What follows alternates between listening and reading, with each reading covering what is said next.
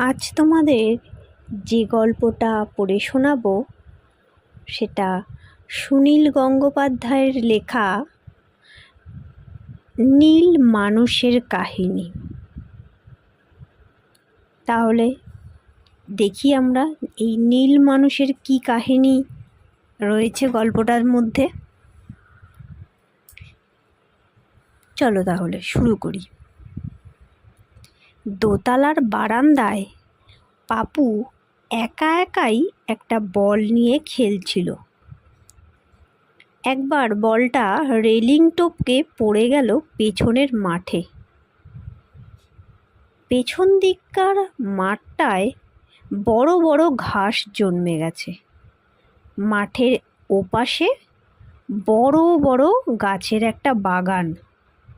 সেখানে আম, জাম, লিচু গাছ ছাড়াও অনেকগুলো বাঁশ গাছ আছে। সেই বাঁশ বনে নাকি রাত্রির বেলা শাঁকচুন্নিরা আসে। তারা মাঝরাত্রিরে নাকি সুরে শিয়ালের মতো গান গায়। এদিকে পাপুর একা একা যাওয়া নিষেধ। এখন কেউ দেখছে না বলে পাপু মাঠে নেমে এলো বলটা খুঁজতে, কিন্তু বলটাকে দেখতে পেল না। নিশ্চয়ই ঘাসের মধ্যে লুকিয়েছে। বলগুলো মাঝে মাঝে ইচ্ছে করেই লুকিয়ে পড়ে। বলটা খুঁজতে খুঁজতে পাপু চলে এলো বাগানের কাছে। তারপরই থমকে দাঁড়িয়ে পড়ল। একটা বড় জামরুল গাছের পাশে লুকিয়ে দাঁড়িয়ে আছে একটা লোক। এক দৃষ্টিতে তাকিয়ে আছে তাদের বাড়ির দিকে। পাপু প্রথমে ভেবেছিল নিশ্চয়ই লোকটা চোর। তারপরেই মনে হলো চোর নয়, একটা দৈত্য কিংবা বক রাক্ষস। লোকটা দৈত্যের মতনই লম্বা, মাথায় বড় বড় চুল, গায়ের রং একদম নীল। কোনো মানুষের রং ওরকম হয় না। জানলা দরজা রং করার মতন কেউ যেন ওকে নীল রং মাখিয়ে দিয়েছে সারা গায়ে। পাপু পেছন ফিরে দৌড়ে পালাতে যেতেই লোকটা তার নাম ধরে ডাকলো, পাপু শোনো। তাতে পাপু আরও ভয় পেয়ে গেল। দৈত্যটা তার নাম জানলো কি করে? নিশ্চয়ই এবার কপাত করে খেয়ে ফেলবে।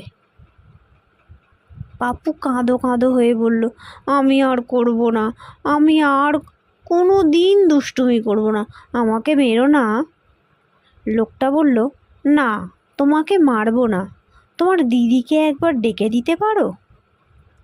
পাপু বলল, এক্ষুনি ডেকে দিচ্ছি, আমাকে ছেড়ে দাও। লোকটা বলল, আমি তো তোমাকে ধরে রাখিনি, তুমি ভয় পেও না। পাপু তক্ষুনি বাড়ির দিকে দৌড়লো। ঘাসে পা জড়িয়ে পড়ে গেল একবার, উঠে আবার ছুটল। বারান্দায় উঠেই পাপুর সাহস ফিরে এলো। সে তখন বাগানের দিকে তাকিয়ে দৈত্যটার উদ্দেশ্যে বলল, এক লাথি, দিদিকে ডেকে দেব না, ছাই দেব। ভূত আমার পুত, পেতনি আমার ঝি, রাম লক্ষ্মণ বুকে আছে, করবি আমার কি? পাপুর দিদি চিত্রা একতলাতেই ছিল। সে বলল, এই বাবু, তুই কার সঙ্গে কথা বলছিস? পাপু বলল, দেখো না দিদি, ওইখানে একটা দৈত্য দাঁড়িয়ে আছে। চিত্রা হেসে ফেলল।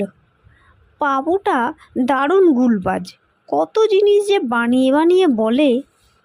চিত্রা বলল, তুই বুঝি দৈত্যকে লাথি মারছিস? দিদি, দৈত্যটা তোমাকে ডাকছে। কেন? আমাকে দৈত্যর কি দরকার পড়ল? ওই দেখো না, দৈত্য হাতছানি দিচ্ছে। পাপু জিভ ভেঙিয়ে দিল। চিত্রা তখন বারান্দায় এসে দাঁড়াতেই পাপু আবার দারুণ উৎসাহে বলল, ওই দেখো, দেখতে পাচ্ছ বড় জামরুল গাছটার পাশে? চিত্রার মনে হলো কি যেন গাছের পাশ থেকে সরে গেল। সে তখন চেঁচিয়ে বলল, কে কে ওখানে? সবে মাত্র সন্ধে হয়েছে, একটু একটু, এখনো আকাশের আলো যায়নি। এক্ষুনি কি আর চোর আসতে পারে? চিত্রা সাহস করে নেমে এলো মাঠে, আবার জিজ্ঞেস করলো, কে? পাপু বলল, দিদি যেও না, সত্যি সত্যি দৈত্য। তখন বাগানের মধ্যে থেকে কেউ একজন ডাকলো, চিত্রা শোনো। চিত্রা একেবারে কেঁপে উঠল। কি গম্ভীর গলার আওয়াজ, যেন হাঁড়ির মধ্যে থেকে কথা বলছে। কিন্তু কে তার নাম ধরে ডাকছে? সে আবার বলল, কে ওখানে? এবার জামরুল গাছের আড়াল থেকে লোকটা বেরিয়ে এলো। সেই বিশাল চেহারা আর অদ্ভুত নীল রং দেখে চিত্রা পাপুর থেকেও বেশি ভয় পেয়ে গেল। গলার আওয়াজ বন্ধ হয়ে গেল প্রায়। কোনো ক্রমে বলল, ও মা, ও মা, ও ও মা গো। পেছন ফিরে দৌড়তে গিয়েই অজ্ঞান হয়ে পড়ে গেল চিত্রা। বাগান থেকে বেরিয়ে এসে লোকটা বলল, চিত্রা ভয় পেও না, আমি রণজয়। দূর থেকে পাপু তখনও চেঁচাচ্ছে, ও মা এসো, বাবা এসো, ছোট কাকা এসো, দিদিকে দৈত্য ধরে নিয়ে যাচ্ছে, বিরাট দৈত্য। লোকটা নিচু হয়ে কয়েকবার ডাকলো, চিত্রা, চিত্রা। চিত্রা সত্যিই অজ্ঞান। সে তখন চিত্রাকে পাঁজা কোলা করে তুলে নিয়ে গেল বাগানের মধ্যে। পাপুর চিৎকারে ছুটে এলো চিত্রার মা আর ছোট কাকা। ছোট কাকা এক ধমক দিয়ে বলল, কি পাগলের মতো চেঁচাচ্ছিস? পাপু লাফাতে লাফাতে বলল, দিদিকে ধরে নিয়ে গেছে ওই বাগানের মধ্যে, শিগগির। মা আর ছোট কাকা দুজনেই ছুটে গেলেন বাগানের দিকে। ছোট কাকা আগে আগে। বাগানের মধ্যে ঢুকেই তিনি দেখলেন চিত্রা মাটিতে পড়ে আছে আর একটা বিশাল জন্তুর মতো ঝুঁকে আছে তার মুখের কাছে। সঙ্গে সঙ্গে ছোট কাকা উল্টো দিকে ঘুরে চিৎকার করে উঠল, ওরে বাবা, আরে গরিলা, কিংকং, বন্দুক, বন্দুক আনতে হবে। মা তবু এগিয়ে গেলেন। তিনি দেখলেন সত্যিই একটা দৈত্যের মতো মানুষ তার মেয়েকে আবার মাটি থেকে তুলে নিচ্ছে। তিনি কাঁদতে কাঁদতে বললেন, ছেড়ে দাও, আমার মেয়েকে ছেড়ে দাও। লোকটা মাকে দেখে বলল, ভয় পাবেন না, আমি রণজয়। মা তাতেই ভয় পেয়ে গেলেন। হাত জোর করে বললেন, তুমি যেই হও, আমার মেয়েকে ছেড়ে দাও, তুমি যা চাও তাই দেব। চিত্রার জ্ঞান ফিরে এসেছে। সে মা মা করে ডেকে উঠল।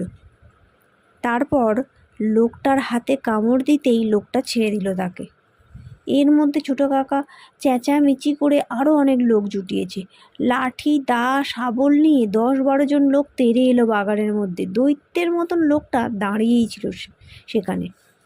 প্রথম একজন তার গায়ে লাঠির বাড়ি মারতেই সে লাঠিখানা কেড়ে নিয়ে দেশলাই কাঠির মতন পট করে ভেঙে ফেলল। তারপর দৌড়াতে লাগলো পেছন ফিরে। অন্যেরা তাড়া করে গেল, কিন্তু অত বড় লোকটার সঙ্গে দৌড়ে কি কেউ পারে? বাগানের পর অনেকটা জলা জায়গা, তারপর জঙ্গল। লোকটা ছপ ছপ করে জলাভূমির মধ্যে দিয়ে দৌড়ে প্রায় চোখের নিমেষে ঢুকে গেল জঙ্গলের মধ্যে।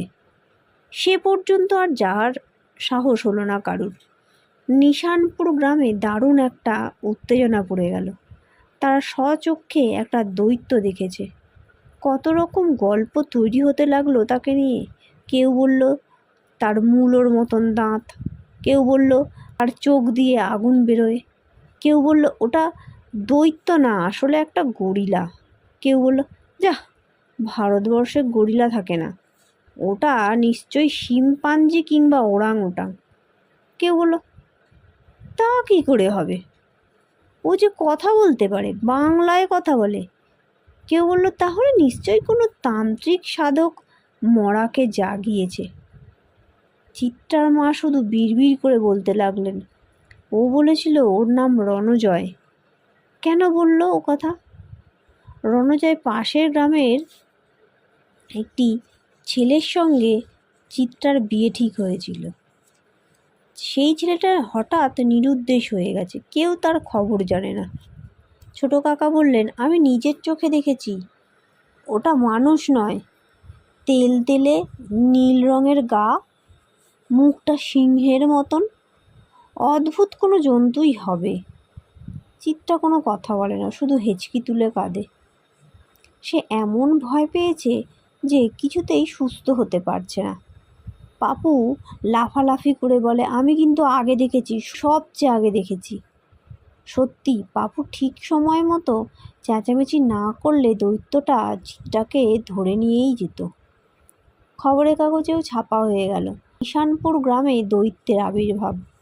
দৈত্যটির নাম কিন্তু সত্যিই রণজয়। কিছুদিন আগেও সে মানুষ ছিল। জঙ্গলের মধ্যে ঢুকে রণজয় একটা গাছের নিচে বসে হাঁপাতে লাগলো। খিদেতে তার পেটের মধ্যে যেন দাউ দাউ করে আগুন জ্বলছে। গত 4-5 দিন সে কিছুই প্রায় খায়নি। এই জঙ্গলে ফলমূল প্রায় কিছুই নেই, জন্তু জানোয়ারও কিছু নেই যে তাদের মেরে মাংস খাওয়া যাবে। শুধু আছে কিছু ইঁদুর আর শিয়াল, তাদের মাংস তো আর খাওয়া যায় না।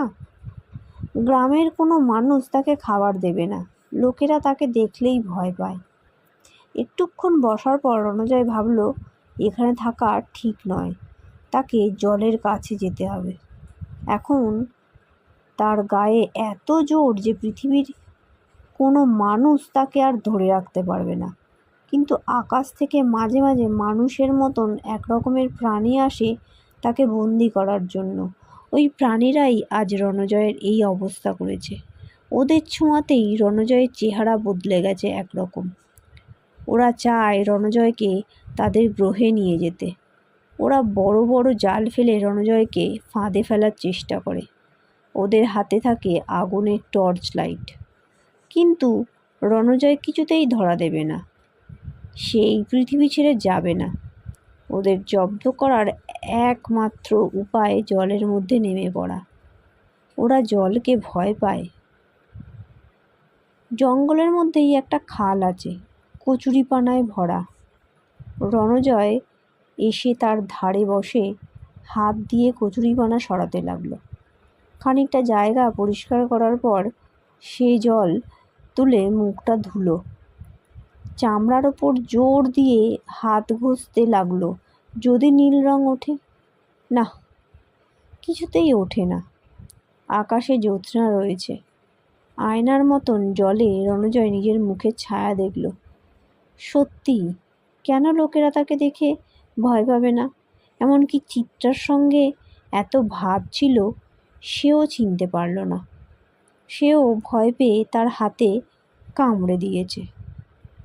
রণজয় এখন প্রায় 7.5 ফিট লম্বা, মুখখানাও সেই রকম প্রকাণ্ড হয়ে গেছে। মহাভারতে আছে, শ্রীকৃষ্ণের গায়ের রঙও নাকি নীল ছিল, কিন্তু তাকে দেখে তো কেউ ভয় পেত না। মাথার ওপরে একটা ঘড় ঘড় শব্দ হলো। একটা গোল মতন জিনিস ওপর থেকে নেমে আসছে। তার থেকে টর্চের মতন একটা সরু আগুনের রেখা একটা গাছের ওপর পড়ছে আর সঙ্গে সঙ্গে পুড়িয়ে দিচ্ছে গাছটাকে। ওরা আবার খুঁজতে এসেছে রণজয়কে। রণজয় টুপ করে নেমে গেল জলের মধ্যে। কোনো শব্দ না করে নাক পর্যন্ত ডুবে রইল। গোল জিনিসটা থেকে একটা দরজার মতন খুলে গেল। সেখান থেকে বেরিয়ে এলো একজন মানুষ। তারপর হাওয়ায় ঠিক পাখির মতন উড়তে উড়তে নেমে এলো নিচে। এখন ওদের দেখলেই রণজয়ের রাগে গা জ্বলে যায়, দাঁত কিরমির করে। হাতের কাছে ওদের একটাকে পেলে সে খুনই করে ফেলতো। সে তো কোনো দোষ করেনি, তবু ওদের জন্য কেন তার এত কষ্ট? কিন্তু রণজয় ওদের কাছাকাছি যেতে সাহস পায় না। ওদের কাছে নানা রকম অদ্ভুত যন্ত্রপাতি আছে। ওরা যেন কুকুরের মতো গন্ধ শুঁকতে পারে। ঠিক যে রাস্তা দিয়ে রণজয় এসেছিল সেই রাস্তা ধরে লোকটা হেঁটে এসে খালের ধারে দাঁড়ালো। যদিও সে কোনো শব্দ উচ্চারণ করলে না, তবুও রণজয় শুনতে পাচ্ছে যে সে বলছে, নীল মানুষ, লুকিয়ে থেকো না, আমাদের সঙ্গে চলে এসো। এখানে তুমি বাঁচতে পারবে না, আমাদের সঙ্গে এসো। রণজয় কোনো উত্তর দিল না। সে যে এখানে আছে সেটা বুঝতে না দিয়ে ডুবে গেল জলের মধ্যে। ডুব সাঁতার কেটে চলে গেল অনেকখানি। একটু বাদে লোকটা আবার উড়তে উড়তে উঠে গেল ওপরে। রণজয়ের খুব ইচ্ছে করছিল লোকটার গায়ে জলের ছিটে দেয়। ওরা যখন জলকে এত ভয় পায় তখন নিশ্চয়ই জলের ছোঁয়া লাগলে কুঁকড়ে যাবে, কিন্তু এবার আর তা করা গেল না। একটুক্ষণ অপেক্ষা করে রণজয় আবার ওপরে উঠে এলো। কিছু খাবার জোগাড় করতেই হবে। কোনোদিন সে চুরি ডাকাতি করেনি, এবার বাধ্য হয়েই তা করতে হবে। উপায় কি? আবার হাঁটতে শুরু করলো সে। জঙ্গলের অন্য পাশ দিয়ে একটা বড় রাস্তা গেছে, সেখানে রাত্রির বেলা অনেক লরি যায়। ইচ্ছে করলেই সে জোর করে একটা লরি থামাতে পারে, কিন্তু লরিতে তো আর খাবার পাওয়া যাবে না। অন্ধকার গাঢ় হওয়ার পর সে আবার একটা গ্রামে ঢুকে পড়ল। চুপি চুপি একটা বাড়ির জানলা দিয়ে উঁকি দেয়। কোনো কোনো বাড়িতে সে দেখতে পায় লোকেরা খেতে বসছে। তার জিভে জল আসে। ভিখিরিরাও এই সময় চাইলে কিছু খাবার পেত, কিন্তু তাকে তো কেউ ভিক্ষে দেবে না। একটা বাড়ির উঠোনে একটা গাছের হলদে হলদে কি যেন ফল ফলে আছে। সে ভাবলো পেয়ারা। পটপট করে কয়েকটা ছিঁড়ে নিয়ে দেখলো পেয়ারা তো নয়, পাতি লেবু। খালি পেটে কেউ লেবু খায় নাকি? তবু খিদের চোটে সেই লেবুগুলোকেই নখ দিয়ে চিড়ে রস চুষে চুষে খেতে লাগলো। একটু নুন থাকলে তবু ভালো হতো। দাঁত টুকে গেল একেবারে। আর একটা বাড়ির পেছনে মস্ত বড় খাঁচায় অনেকগুলো মুরগি রয়েছে। একটা মুরগি চুরি করে নিলে বেশ হয়, কোনো রকমে আগুনে ঝলসে খাওয়া যেত। এরকম চিন্তায় রণজয় নিজেই অবাক হয়ে গেল। সে কলেজে পড়াশুনো করেছে, এখনও রবীন্দ্রনাথের কবিতা মুখস্থ বলতে পারে। কদিন আগেও সে ছিল অন্য যে কোনো ছেলের মতন। এখন চেহারাটা বড় হয়ে যাওয়ার সঙ্গে সঙ্গে সে কি সত্যি সত্যি দৈত্য হয়ে যাচ্ছে নাকি? কোনোদিন মানুষ ধরে ধরে খাবে? না না, এরকম করলে চলবে না। তাকে মানুষই থাকতে হবে, কিন্তু খাবার তো জুটছে না। রণজয় নিজের বাড়িতেও আর ফিরে যাবে না। তার বাবাই তাকে দেখে ভয়ের চোটে অজ্ঞান হয়ে গিয়েছিল।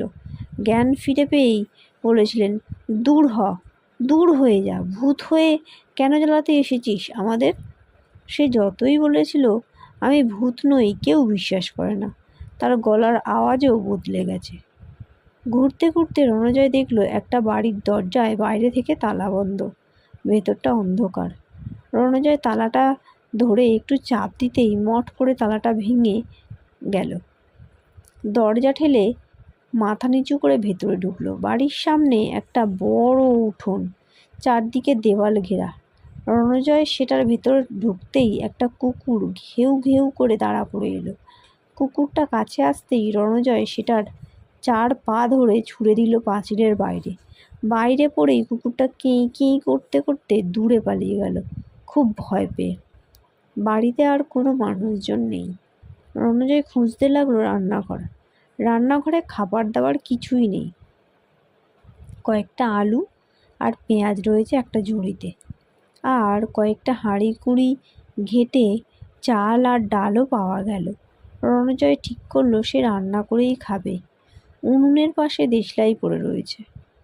রণজয় উনুন ধরিয়ে ফেললো খানিকটা চেষ্টা করে। রান্নাটা সে কখনোই করেনি, কিন্তু খিচুড়ি তো সবাই রাঁধতে পারে। একটা হাঁড়িতে অনেকখানি জল নিয়ে তার মধ্যে বেশ খানিকটা চাল আর ডাল ঢেলে দিল। এরপর তো আপনা আপনি খিচুড়ি হয়ে যাবে। কয়েকটা আলু আর পেঁয়াজও ছেড়ে দিল তার মধ্যে। নুন আছে, দিব্যি খাওয়া জমবে। সব শুদ্ধ উনুনে চাপিয়ে দিয়ে রণজয় ব্যগ্র হয়ে বসে রইল। কতক্ষণে রান্না হবে সে আর ধৈর্য রাখতে পারছে না। প্রতিটি মিনিট মনে হচ্ছে এক এক ঘন্টা। সামনে বসে থাকলেও আরও বেশি খিদে পায়। সে রান্নাঘর ছেড়ে উঠে পড়ে এলো অন্য একটা ঘরে, এসে শুয়ে পড়ল খাটের ওপর। উফ, কতদিন পর সে খাট বিছানায় শুচ্ছে। ঘুমিয়ে পড়লে চলবে না, খিচুড়ি যদি পুড়ে যায়। তাছাড়া খিচুড়ি খেয়েই তাকে বেরিয়ে পড়তে হবে। বাড়ির লোকেরা যে কোনো সময় ফিরে আসতে পারে। ভোরের আলো ফুটবার আগেই তাকে পালাতে হবে জঙ্গলে।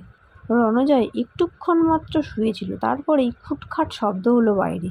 এই রে, বাড়ির লোকেরা ফিরে এসেছে। রণজয় বাইরে বেরিয়ে পাঁচিল টপকে পালিয়ে যেতে পারে, কিন্তু খিচুড়ি খাওয়া হবে না।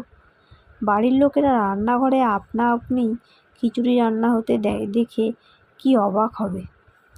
ফিস ফিস করে কারা যেন কথা বলছে। রণজয় দেওয়াল ঘেঁষে দাঁড়ালো। সরু একটা টর্চের আলো পড়লো ঘরের মধ্যে। এই রে, অন্য গ্রহের অধিবাসীরা কি এখনও রণজয়কে খুঁজতে এসেছে নাকি?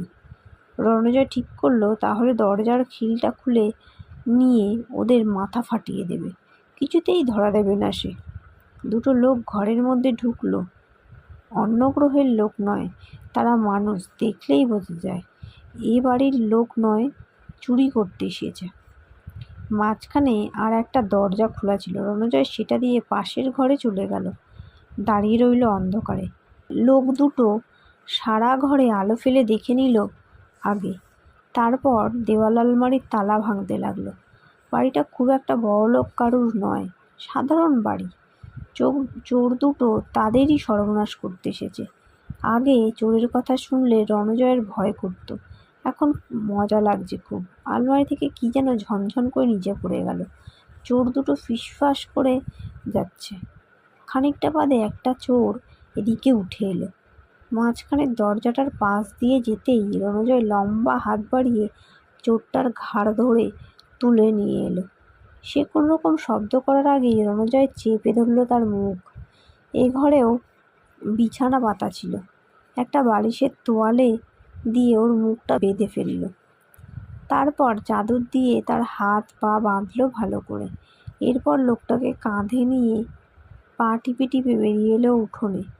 বাইরে চাঁদের আলোয় রণজয়ের চেহারা দেখে চোরটার যেন চোখ ঠিকরে বেরিয়ে আসতে চাইল, কিন্তু কোনো শব্দ করতে পারছে না। তাকে মাটিতে শুইয়ে রেখে রণজয় আবার ফিরে এলো ভেতরে। বাকি চোরটা মন দিয়ে চুরি করে যাচ্ছে। আলমারি থেকে অনেকগুলো স্টিলের থালা বাসন থলিতে ভরেছে। একটা ছোট লোহার বাক্স নিয়ে নাড়াচাড়া করছে এখন। সেটা কিছুতেই খুলতে পারছে না। রণজয় ঠিক চোরটার পেছনে গিয়ে হাঁটু গেড়ে বসে পড়ল। চোরটা তার বাটালি, ছোট হাতুড়ি, একটা করাত রেখেছিল পাশে। রণজয় টুকটাক করে এর একটা সরিয়ে নিচ্ছে। লোকটা করাত খোঁজার জন্য পাশে হাত দিয়ে পেল না। খুব অবাক হয়ে বলল, আরে! তারপর হাতুড়িটাও পেল না। তখন ফিস ফিস করে ডাকলো, এই হেবো, হেবো, তুই হাতুড়ি আর করাত নিয়েছিস? কোনো সাড়া নেই। চোরটা আবার ডাকলো, এই হেবো, হেবো, কোথায় গেলি? রণজয় চোরটার মাথার চুল ধরে পেছন থেকে একটু টান দিল। লোকটা উফ বলে পেছনে তাকালো। এই চোরটা কিন্তু আগের চোরটার থেকে অনেক বেশি সাহসী, গায়ের জোরও বেশি। রণজয়কে দেখেই তাকে ধাক্কা দিয়ে ফেলে উঠে দাঁড়াতে গেল। রণজয় তার ঘাড়টা চেপে ধরে বলল, কোথায় যাচ্ছে চাঁদু? চোরটা সঙ্গে সঙ্গে কোমর থেকে একটা ছুরি বার করে বসিয়ে দিল রণজয়ের বুকে। রণজয় পেছন দিকে উল্টে পড়ে গেল। বুক থেকে রক্ত বেরোচ্ছে ফোয়ারার মতন। রণজয়ের মনে হলো এবার সে মরে যাচ্ছে। ভাবলো, যাক, ভালোই হলো, এরকমভাবে দৈত্য হয়ে বেঁচে থেকে লাভ কি? কিন্তু মরার আগে খিচুড়িটা খাওয়া হলো না। একটু বাদে সে আবার ভাবলো, কই, মরলাম না তো এখনো, ব্যথা করছে না। চোরটা উঠে দাঁড়িয়ে টর্চ ফেলে তাকিয়ে আছে তার দিকে। রণজয় একটানে ছুরিটা তুলে ফেলল। তারপর সে একটা অদ্ভুত জিনিস দেখল। তার বুক থেকে যে রক্ত বেরিয়েছিল সেটা জমে গেছে এরই মধ্যে, রবারের মতন শক্ত। রক্তের ফোয়ারাগুলো কতকটা নীল রবারের সুতোর মতো ঝুলছে তার বুক থেকে। রণজয় পটাপট টেনে টেনে সেগুলোকে ছিঁড়তে লাগলো। লোকটা এবার ভয় পেয়েছে। টর্চ খসে পড়ল হাত থেকে। করে চেঁচিয়ে উঠল। পালাবার শক্তি নেই। রণজয় উঠে দাঁড়িয়ে লোকটাকে দু হাতে তুলে ছুঁড়ে ফেললো ঘরের মেঝেতে। আবারও সেইভাবে তুলতে যাচ্ছিল, কিন্তু আর একবার ওই রকম ছুঁড়লে লোকটার একটা হাড়ও আস্ত থাকবে না। রণজয় এই চোরটারও মুখ হাত পা বাঁধলো, বাইরে উঠোনে এনে রাখলো অন্নজোটটার পাশে। তারপরেই রণজয় ছুটে গেল রান্নাঘরে। খিচুড়ি পুড়ে গেছে নাকি? না, পোড়েনি, সবে মাত্র ফুটে উঠেছে। তারপর হাঁড়িটা উনুন থেকে নামিয়ে ফেললো। তার আর থালায় ঢালা হলো না, হাঁড়ি থেকেই সে গরম গরম খিচুড়ি খেয়ে ফেললো সবটা। নিজের হাতে রান্না তো অপূর্ব স্বাদ লাগলো।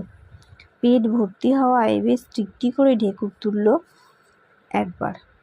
বাইরে বেরিয়ে এসে চোর দুটোকে সরলরেখার মতন লম্বা করে সাজিয়ে দিল উঠোনে, বাড়ির লোকজন ফিরে এলেই যাতে দেখতে পায়।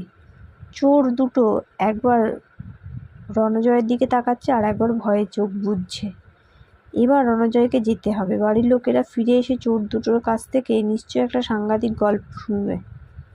সবাই ভাববে একটা দৈত্য এসে ওদের বন্দি করে গেছে। নিজেকে দৈত্য ভাবতে খুব খারাপ লাগে রণজয়ের। সে যদি মানুষের উপকার করে এখন থেকে, তাহলে কি তাকে দৈত্য ভাববে মানুষ? আবার বাড়ির মধ্যে ফিরে গিয়ে খুঁজে খুঁজে রণজয় কাগজ আর পেন্সিল জোগাড় করলো। তারপর একটা চিঠি লিখল। মহাশয়া, আমি আপনার বাড়িতে খিচুড়ি খেয়েছি বটে, কিন্তু তার বদলে এই চোর দুটোকে ধরে দিয়েছি। আমি হঠাৎ এই সময় না এলে এরা আপনার সব কিছু নিয়ে পালাতো। সুতরাং আশা করি আপনার খানিকটা চাল আর ডাল খরচ হওয়ার জন্য দুঃখিত হবেন না। ইতি নীলমানুষ। চিঠিটা চোর দুটোর পাশে একটা ইট চাপা দিয়ে রাখলো রণজয়। আপন মনেই বলল, দেখা যাক এরপরেও ওরা আমাকে দৈত্য ভাবে কিনা। দরজাটা ভিজিয়ে দিয়ে তারপর সে বেরিয়ে গেল বাড়ি থেকে। যদিও সে জন্তু নয়, তবুও এখন তাকে আবার জঙ্গলে ফিরে যেতে হবে।